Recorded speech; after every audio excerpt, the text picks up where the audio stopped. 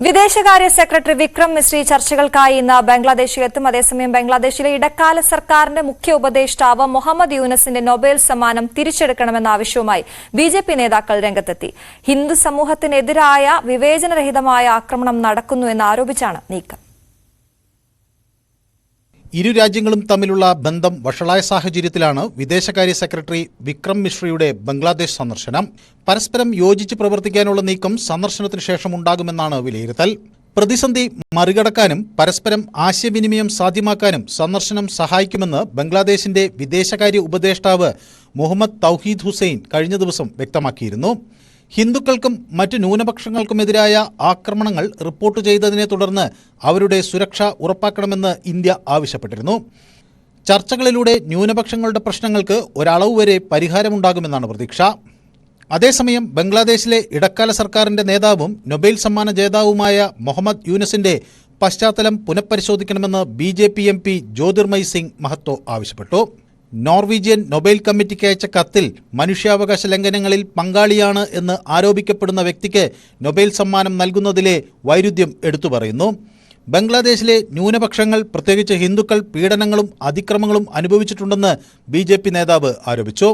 ബംഗ്ലാദേശിലെ ഇടക്കാല ഗവൺമെന്റിന്റെ ഈ പ്രവർത്തികൾക്ക് മൗന പിന്തുണ നൽകുകയും കുറ്റവാളികളെ ശിക്ഷിക്കാതെ പ്രവർത്തിക്കാൻ അനുവദിക്കുകയും ചെയ്തു എന്നാണ് കുറ്റപ്പെടുത്തൽ. നേരത്തെ ഒരു സാമൂഹിക പരിഷ്കർത്താവായി വാഴ്ത്തപ്പെട്ട മുഹമ്മദ് യൂനസ് ഇപ്പോൾ ബംഗ്ലാദേശിലെ ഹിന്ദുക്കളുടെ കശാപ്പുകാരനായി മാറിയെന്നും ജ്യോതിർമയ് മഹത്തോ പറഞ്ഞു.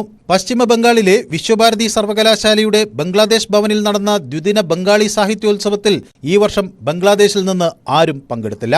രാഷ്ട്രീയ സംഘർഷങ്ങൾക്കിടയിൽ ബംഗ്ലാദേശിൽ നിന്നുള്ള നിരവധി കവികൾക്കും എഴുത്തുകാർക്കും വിസ നിരസിച്ചതായാണ് വിവരം.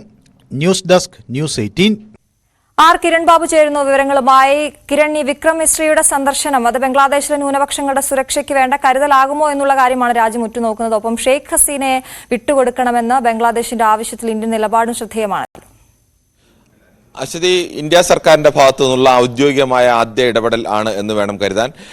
ബംഗ്ലാദേശിൽ ഇടക്കാല സർക്കാർ ഓഗസ്റ്റ് 8-ന് ഇടക്കാല സർക്കാർ മുഹമ്മദ് യൂനുസിന്റെ നേതൃത്വത്തിൽ അധികാരത്തിലെത്തിയ ശേഷം ഇന്ത്യയിൽ നിന്ന് ഏതെങ്കിലും ഉദ്യോഗസ്ഥരോ അല്ലെങ്കിൽ ഇന്ത്യയിൽ നിന്ന് ഭരണാധികാരികളോ ആരെങ്കിലും ബംഗ്ലാദേശ് സന്ദർശിച്ചിട്ടില്ല. ബംഗ്ലാദേശ് എപ്പോഴും ഇന്ത്യ എല്ലാ കാലത്തും ഇന്ത്യയുമായി ഏറ്റവും കൂടുതൽ അടുപ്പം സൂക്ഷിച്ചിരുന്ന അല്ലെങ്കിൽ ഇന്ത്യയുടെ ഏറ്റവും ഉറ്റ സുഹൃത്തായിരുന്നു.